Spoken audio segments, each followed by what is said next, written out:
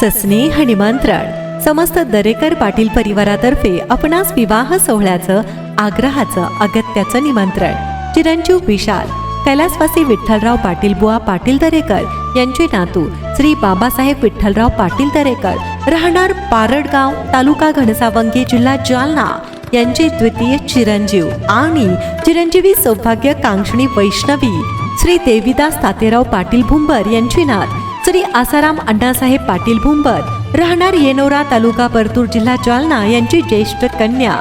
यांचा शुभ विवाह सोहळा